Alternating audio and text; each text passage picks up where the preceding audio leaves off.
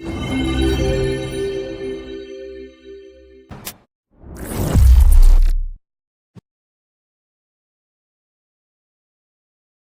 Sobat Diksi, kembali lagi dengan kita di Dispot 7. Perkenalkan, nama aku Dita. Aku Intan, kami berdua yang akan memandu acara Dispos hari ini. Nah, Kak Intan, kakak tahu nggak sih tema hari ini itu apa?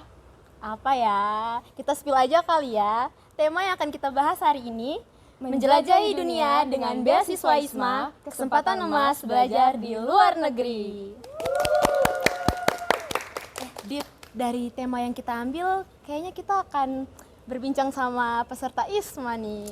Aku nggak tahu sih, mending kita langsung tanya langsung nggak sih ke narasumber kita hari ini? Oke, halo Kak. Halo. Cantik banget.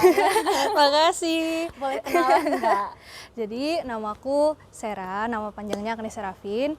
Kenalkan, aku dari jurusan Sastra Inggris Universitas Sanata Dharma dan aku angkatan 2021 sekarang. Oh, salam kenal ya Kak. Salam kenal. Kita boleh tanya-tanya nggak Kak? Boleh banget dong. Gimana? Nah, kita kan tahu nih kakak sekarang nih salah satu peserta ISMA. Betul. Kita nih kepo, ISMA itu apa? Kita mungkin bisa jelasin. Oke. Nah, untuk ISMA sendiri itu sebenarnya singkatan dari Indonesian International Student Mobility Awards, dan ini merupakan program beasiswa yang diadakan dari pemerintah, tepatnya dari Kemendikbudristek, dananya dari LPDP, dan ini diberikan untuk teman-teman mahasiswa di semester 4 ataupun 6 yang mau menjalani studi di luar negeri selama 1 tahun. Nah, gitu. Nah, gitu ya, Kak. betul. Nah, kebetulan tahun ini aku puji Tuhan mendapatkan ya kesempatan untuk dapat beasiswa itu ke University of Leeds di United Kingdom di Inggris. Tepuk tangan dulu dong guys buat Kak Agnes.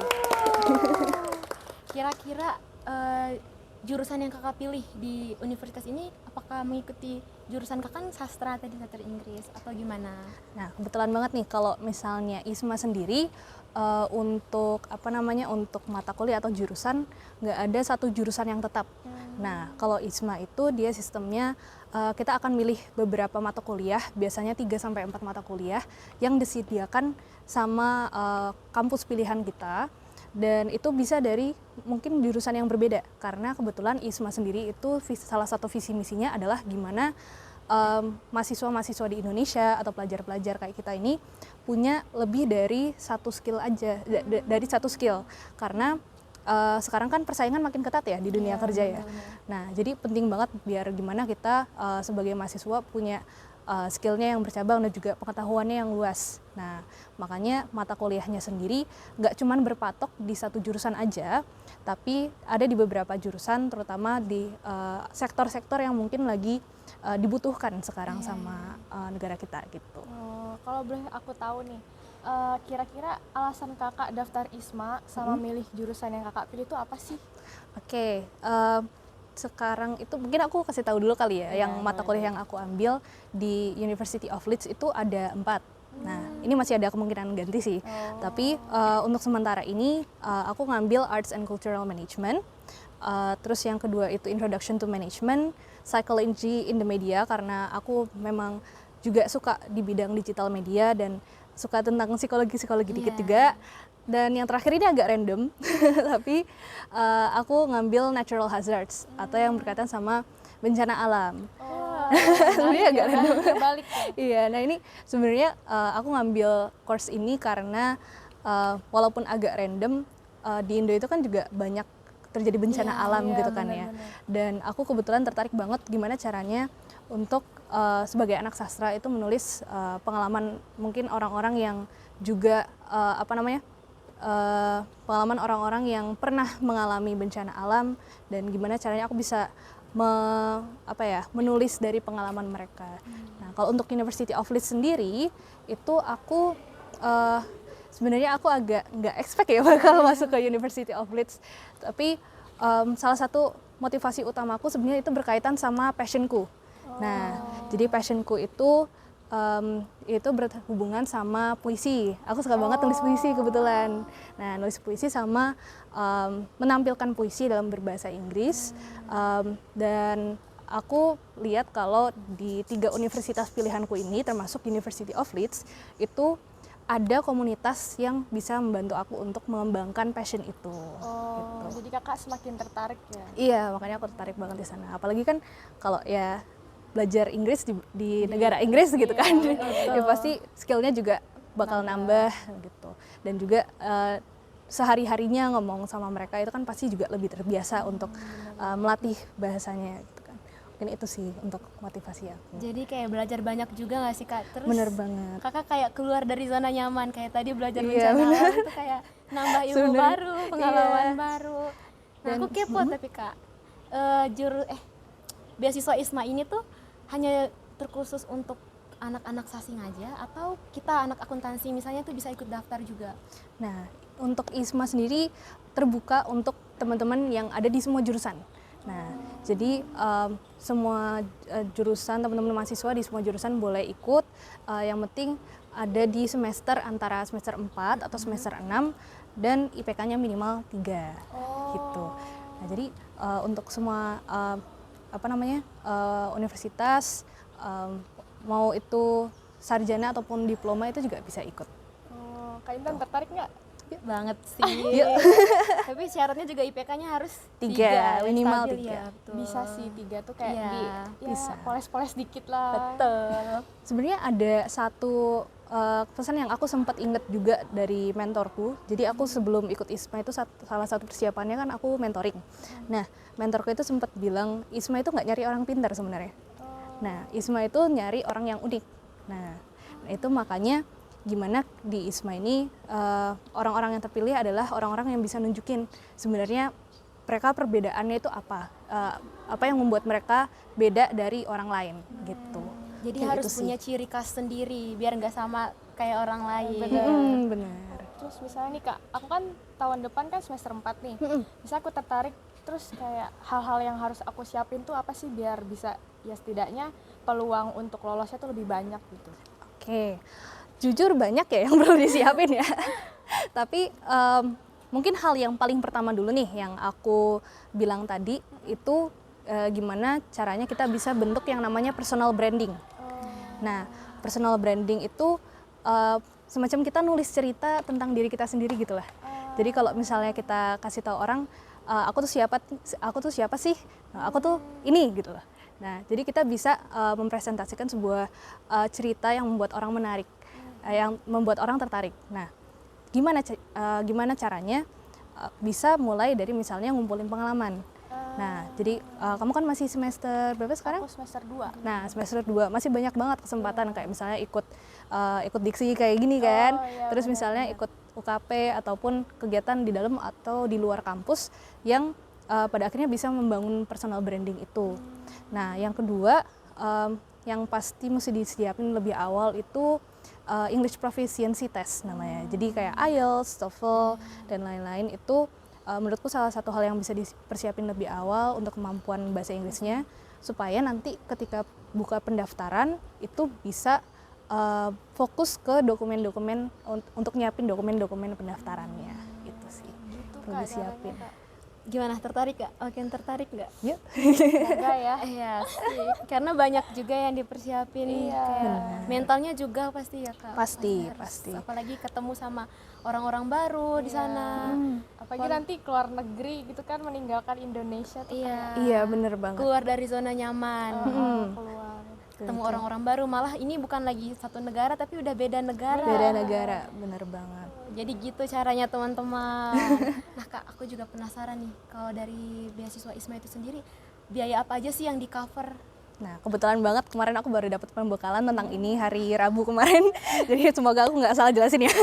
Jadi ada beberapa dana yang yang di cover sama ISMA dan juga LPDP. Yang pertama adalah pastinya dana pendaftaran pendidikan sama dana pendidikan. Jadi kayak UKT sama SKS-nya selama di sana. Nah, ini dibiayain sama ISMA langsung ke university yang kita daftar. Nah, terus untuk dana transportasi, terus dana survival di sana, jadi namanya living allowance, itu per bulan kita juga dikasih. Terus dana untuk aplikasi visa dan asuransi itu juga di cover. Nah, aplikasi visa sama asuransi ini sifatnya reimburse ya. Jadi kita bakal bayar sendiri dulu. nanti setelah udah ada LPJ-nya baru nanti diganti sama ISMA.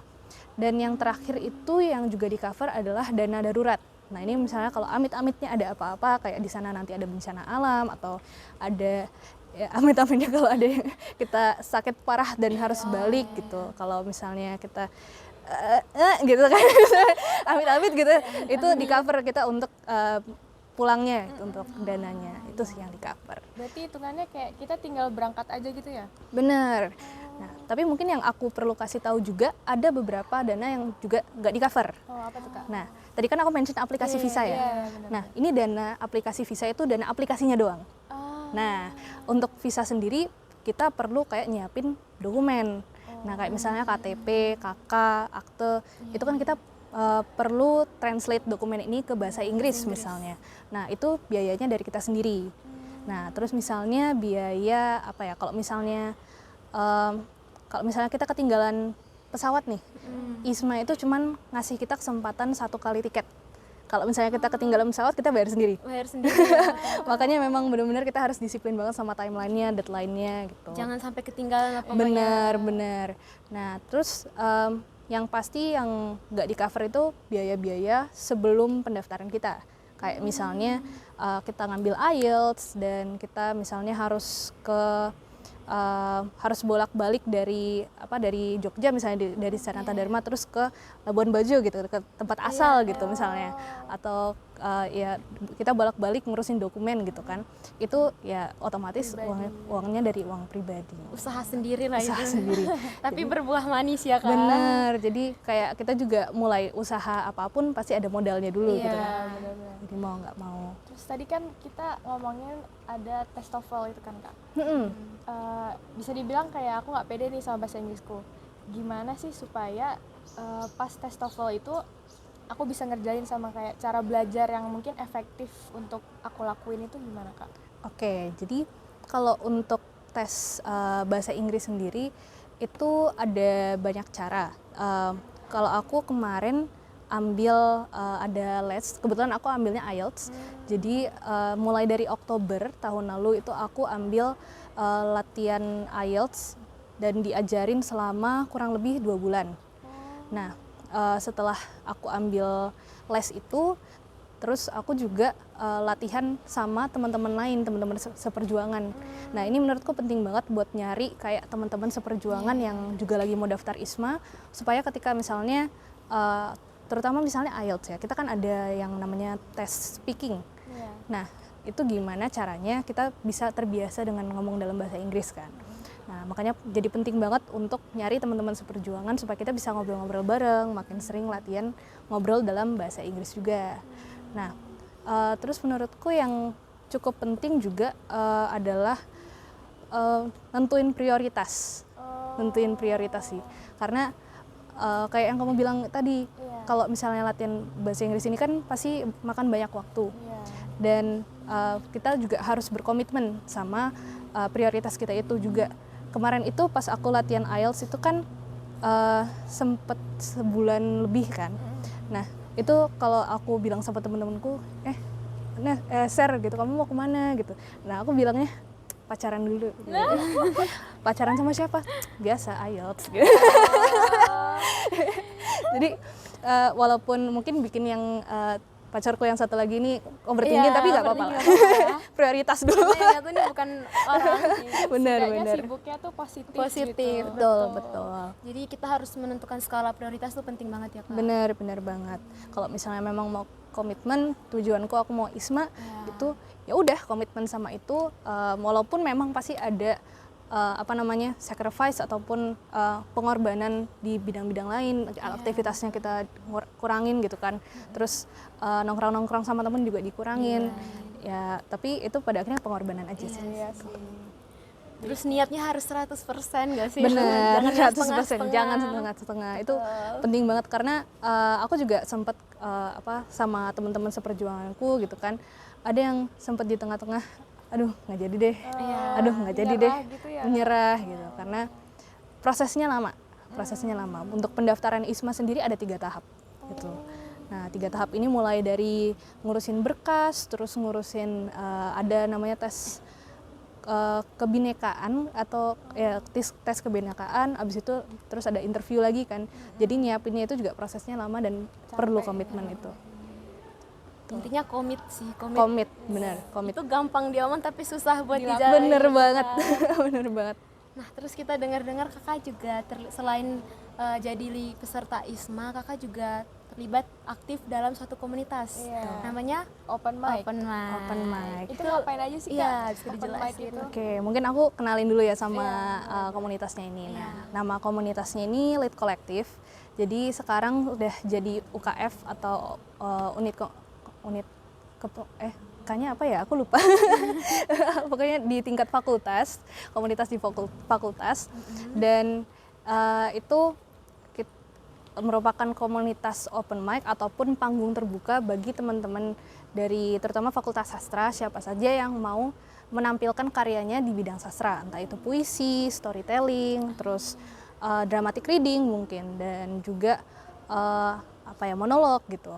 Nah, jadi mungkin yang dimaksud open mic lebih ke situ. Nah, di sini aku sama 12 teman lainnya di Mei bulan lalu itu membangun komunitas ini yang awalnya dari komunitas di Sasing aja, pada akhirnya jadi UKF. Gitu. Berarti kalau misalnya kita nih mau ikut nonton atau ikut berpartisipasi itu bisa nggak, Kak? Boleh banget, bisa banget. Berarti terbuka untuk umum. Terbuka untuk umum. Nah, Terus caranya gimana, Kak? kalau misalnya sebenarnya untuk penampilannya sendiri terbuka untuk umum itu bisa langsung aja datang ke acaranya. Terus nanti ada sesi di mana teman-teman dari audiens kalau misalnya mau tampil itu kalian bisa langsung aja maju ke panggung. Berarti gitu. langsung spontan Langsung gitu ya? spontan. Nah, terus kebetulan banget untuk yang Lead Collective ini kita tanggal 29 Mei ada yang namanya Sastra Spotlight volume ketiga. Nah, acara yang open mic itu. Jadi teman-teman terutama yang dari Fakultas Sastra itu akan menampilkan karya-karyanya. Terus teman-teman bisa nonton dari fakultas mana aja, dari jurusan mana aja, itu boleh banget datang. Itu biasanya diadain di mana, Kak? Di lantai 1 sastra, lantai 2? Nah, kita waktu itu pernah di deket SH, di Brengin. Itu yang volume pertama banget. Nah, terus yang volume kedua di Ground Gedung Sastra, yang ketiga juga di Ground Gedung Sastra. Kebetulan banget ini jadi satu rangkaian, yang tahun ini jadi satu rangkaian sama Dies Natalisnya Fakultas Sastra. Kakak jadi pengurus di komunitas tersebut atau sebagai anggota? Oke, jadi awalnya itu aku jadi founder dan selama 1 tahun aku penjabat sebagai ketua karena ya otomatis. Nah, terus mulai awal tahun ini sudah aku serahkan ke adik tingkatku namanya Carol. Hai Carol, kalau kamu nonton. Dan sekarang posisiku sebagai SC, jadi aku ngedampingin gitu biar dalam prosesnya teman-teman ini bisa ngebangun fondasi di Lead Collective itu seperti apa gitu aku dampingin. Terus kan kita udah dengar-dengar nih cerita dari kakak kan. Kalau nggak salah tuh ISMA tuh apply esai nggak sih, Kak? Oh iya. Itu tuh isinya apa, terus kayak cara untuk ngerjainnya tuh gimana sih biar idenya tuh nggak mentok gitu. Oke, mungkin ini fun fact buat teman-teman yang mau daftar ISMA ya. Sejauh ini untuk pertanyaan esai dari ISMA itu dari tahun ke tahun itu sama semua. Jadi ISMA itu selalu nanyain 4 pertanyaan. Yang pertama itu sebenarnya 4 pertanyaan ini mewakilkan SWOT. Nah, jadi strength kita, weakness-nya apa, opportunity-nya apa, dan threat-nya apa. Pertanyaannya itu berkaitan sama prestasi kita, itu yang pertama. Terus apa aja yang udah kita prosesnya untuk meraih itu apa. Yang kedua itu berkaitan dengan hambatan kita di kuliah itu apa. Terus opportunity, yang ketiga itu apa yang mau kita lakuin di sana untuk berinteraksi dengan teman-teman sesama mahasiswa atau local communities, entah itu di dalam atau entah itu lokal ataupun internasional. Terus yang keempat itu berkaitan sama kondisi kesehatan kita. Nah, untuk jawabnya pastinya menurutku banyak-banyak refleksi. Karena yang aku bilang di awal tadi tentang personal branding, jawabannya beda-beda pasti per orang. Dan itu tergantung sama keadaan kita gimana. Itu tergantung sama proses masing-masing kita gimana. Dan pastinya yang tahu diri kita ya diri kita sendiri gitu kan. Jadi mungkin tipsnya yang pertama banyak-banyak refleksi diri, karena esai itu walaupun aku mulai nulisnya di bulan Januari, aku mulai bangunnya itu udah dari beberapa bulan sebelumnya. Mungkin aku juga sempat nanya-nanya dari awardee sebelumnya gitu kan, mereka buat esainya kayak gimana. Terus yang kedua juga pelajari kayak struktur untuk buat esai. Nah, ada beberapa struktur yang mungkin berguna. Kayak salah satunya itu namanya STAR. Nah, STAR ini singkatan dari situation, task, action, sama result.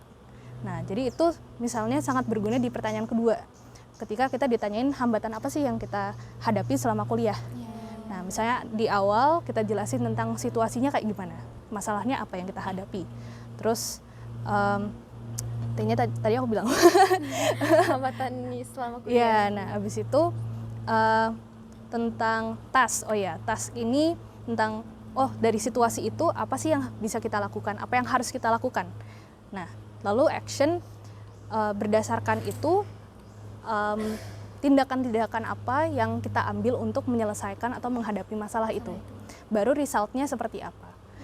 Nah, jadi sebenarnya pertanyaan itu mau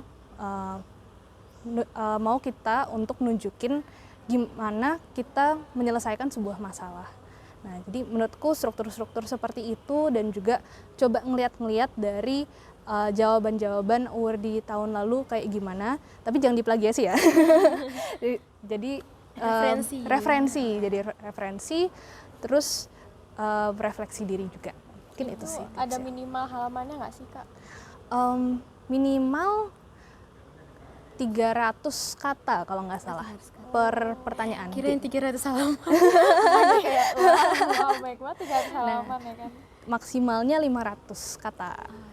Nah, soalnya apa ya? Jujur kalau pas nulis itu malah effortnya itu gimana biar bisa pas 500 kata gitu, bisa pas nggak lebih lah.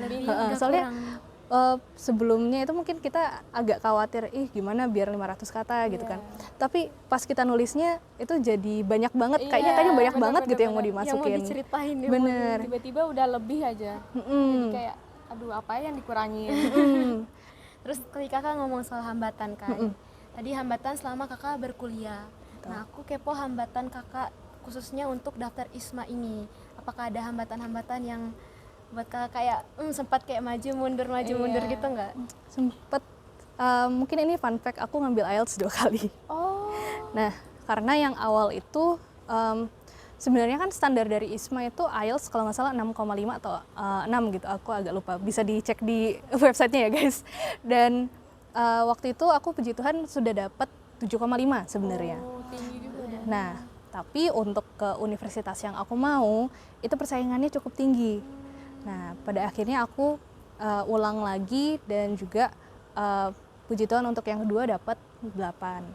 Nah, mungkin selain itu hambatan lainnya tentang komitmen itu kali ya. Oh iya. Soalnya aku juga waktu itu ada kesibukan lain, terutama di Desember aku masih megang lead kolektif. Di Oktober itu pas aku lagi masa-masa les IELTS itu aku masih jadi wakil ketua untuk salah satu program di Sasing namanya Elite, dan itu anggotanya ada 99 orang. Banyak banget. Bisa kebayang ada 12 divisi gitu kan. Dan sama partnerku juga harus mengelola itu gitu loh. Harus memonitor itu. Jadi sebenarnya hambatannya mungkin lebih di memanage diri sendiri sih. Jadi dan juga kayak memotivasi diri sendiri supaya nggak insecure juga sama sama Teman-teman pesaing yang lain gitu. Terus kalau tadi kan kita lihat tuh kayak sibuk banget gitu kan, ada lead kolektif, ada ISMA, ada segala macamnya. Open mic gitu. Iya, terus gimana sih cara kakak healing gitu dari pikiran penat itu supaya motivasinya tuh tetap ada? Soalnya kan kadang kalau capek tuh motivasinya hilang kan, kayak aduh udahlah, itu gimana sih caranya biar itu hilang gitu?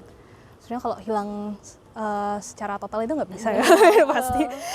Tapi yang aku lakukan waktu itu biasanya aku healingnya dengan coba lihat-lihat di YouTube pemandangan di sana kayak gimana. Oh. Jadi aku lihat, aku kan suka Harry Potter juga ya, jadi kadang-kadang sekali-kali nonton Harry Potter lagi, wih, abis itu kebayang, wih nanti kalau misalnya berhasil bisa nih ke sana, bisa kunjungin Jadi semangat tempat-tempatnya, lagi. jadi semangat lagi. Jadi intinya itu ngingetin diri sendiri, alasan pertama kita mau daftar itu apa. Jadi ketika itu udah jelas, pasti motivasinya nanti kembali lagi. Dan juga mungkin healing yang lain, coba hubungin teman-teman ataupun orang tua gitu kali ya, teman-teman, orang tua yang kita sayangi, dan biasanya mereka bakal percaya sama kita di saat-saat dimana kita nggak bisa percaya sama diri sendiri. Itu sih yang menurutku penting. Sama hubungin orang spesial juga. Iya. Nggak salah. Support system. System. Terus kakak suka jalan-jalan nggak sih kak? Kan Jogja Suka ini dong. bisa dibilang tuh kayak banyak destinasi, banyak tempat makan. Itu kakak pernah nggak kayak ada nggak sih rekomendasi aja gitu? Aku suka banget jalan-jalan. Aku pas awal-awal itu di awal-awal aku pas semester 1 kan aku sebenarnya nggak asli Jogja ya. Iya. Jadi aku tinggalnya di Malang. Terus aku pas awal-awal di Jogja pertama kali ngekos tinggal sendiri, pengen liar dong aku, pengen jalan-jalan, explore. Terus akhirnya ada satu kayak tour gitu di daerah Malioboro, namanya dia Jogja Walking Tour. Aku ikut-ikut kegiatan di situ, terus jalan-jalan, nge-explore Museum Sono Budoyo, terus juga pernah ada kegiatan di mana kita dikenalin juga sama gimana caranya preservasi alat-alat ataupun koleksi yang ada di museum itu kayak gimana, itu aku juga ikut. Terus kadang sempet juga aku nyusup ke kampusnya orang di UGM gitu kan, di Wisdom Parknya itu kan bagus banget ya. Iya, bener-bener. Nah aku suka jalan-jalan ke situ Kalau juga. pagi-pagi ya kan. Menurutku itu perlu sih kalau misalnya ngerantau, apalagi kalau ngerantau ya, untuk explore juga. Kakak tipikal yang ekspornya tuh mendingan sendiri atau ngajak teman atau Tergantung situasi sih kalau aku, karena aku introvert ya, kadang aku suka kalau sendiri, kalau misalnya lagi butuh healing gitu ya. Pernah waktu itu juga ke Seribu Batu Songgolangit, itu aku sendiri naik Gojek. Dan itu posisinya aku siangnya masih ada rapat gitu kan. agak motivasi kakak tiba-tiba harus healing nih. agak impulsif sih sebenarnya. Waktu itu abis selesai yang elit itu yang Oktober, terus aku ngerasa lagi pengen healing aja gitu. Terus ya udah akhirnya aku kesana, dan juga lagi persiapan ISMA. Terus aku di puncak itu kebetulan lagi sepi banget hari Senin, jadi nggak ada orang sama sekali. Terus aku kayak teriak-teriak sendiri, aku pokoknya janji sama diriku sendiri aku bakal keterima ISMA gitu kan. Kalau keterima, Udah di booking ya, ada tempat-tempat kalau keterima ISMA aku bakal balik lagi ke sini. Oh, udah balik lagi? Udah. Terus sampai sana sendiri apa udah rame? Kebetulan waktu itu mamaku lagi di sini, jadi aku sama mamaku berdua ke sana. Terus mama kakak ngeliatin kakak teriak. Enggak, aku dalam hati aja sama aku. Malu. Itu untungnya lagi sepi-sepi juga di situ. Itu sih ya. Terus kalau Jogja. harapan kakak ke depannya khususnya untuk ISMA ini, kalau misalnya kakak udah berangkat gimana sampai ke sananya, gimana harapan kakak?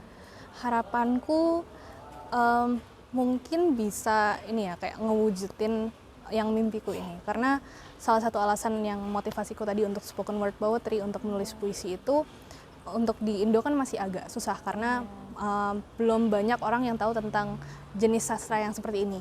Nah, jadi mungkin harapanku ke depannya ketika di sana bisa explore lebih banyak, bisa belajar lebih banyak tentang spoken word poetry, bisa nambahin networking juga, dan pada akhirnya ilmu-ilmu yang aku dapat di sana aku harap bisa aku kembaliin lagi ke sini buat kontribusi ke teman-teman yang baik ada yang disadar maupun yang di luar juga.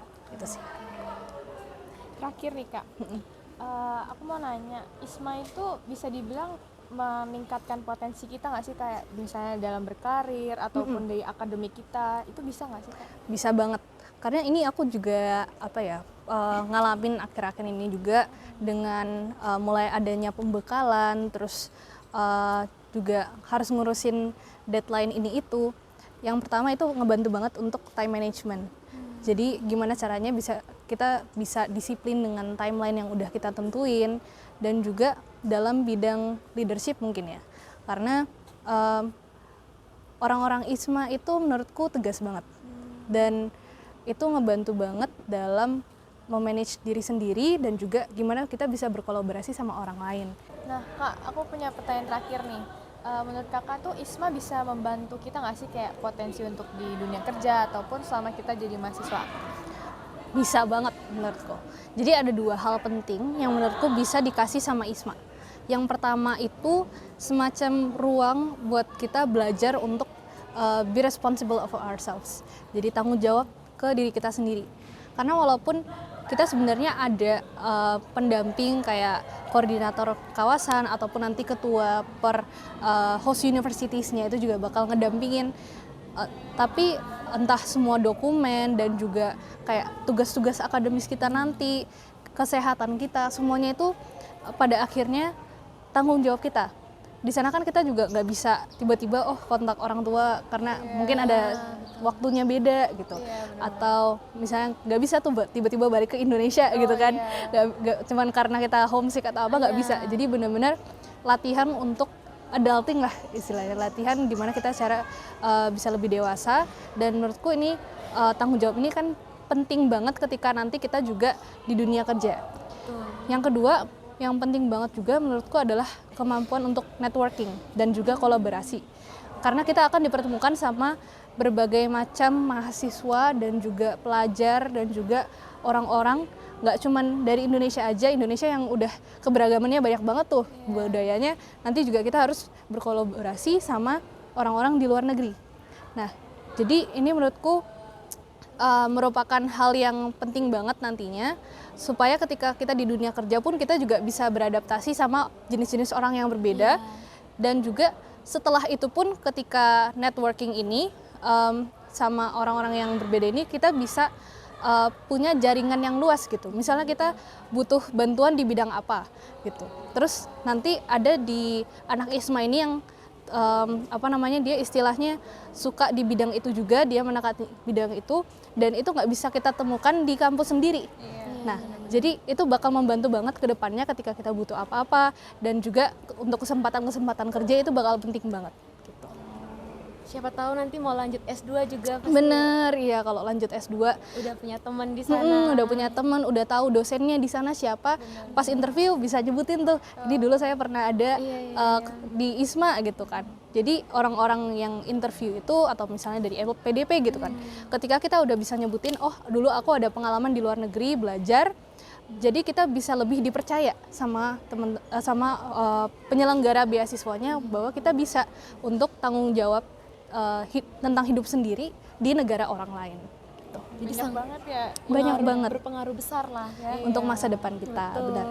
Tapi nggak kerasa sih waktunya tuh udah mepet gitu Kak. Kita udah harus selesai. Ya. Terakhir Lalu deh. seru banget. Terakhir deh kesan dan pesan Kakak untuk kita mahasiswa akuntansi. Pesan dan pesannya mungkin pesannya aja ya. Kalau pesannya teman-teman yang mau untuk ikut ISMA jangan kebanyakan takut. Kalau misalnya aku bisa kasih motoku yaitu halu dulu, wujudkan kemudian. Jadi kalau teman-teman mau mimpi besar, gak apa-apa. Walaupun masih ada kayak takut-takutnya gitu, ngerasa terintimidasi sama mimpi sendiri, sama tujuan-tujuan sendiri, gak apa-apa. Yang penting percaya sama diri sendiri dulu bahwa kita bisa, lalu cari step-stepsnya yang bisa mewujudkan mimpi besar itu. Jadi intinya percayalah sama diri kalian sendiri kalau kalian bisa meraih mimpi besar itu. Jadi buat kaum halu kayak kita nih, Betul, gak apa-apa ya, lanjutin gak apa-apa, aja halunya. lanjutin aja, terobos. 100%. Halu dulu baru bisa wujudkan. Jangan halu tapi nggak ada usahanya juga kan, Iya, sama nanti jadi aja. mimpi doang. Iya, gitu. jadi halu doang. Jadi halu doang. Ya, akhir kata makasih banyak ya Kak udah Makasih. bersedia hadir hari ini. Untuk sobat-sobat Diksi yang udah nonton juga makasih udah tetap setia. Aku Intan Dan aku Dita, kami pamit undur diri. See you next time.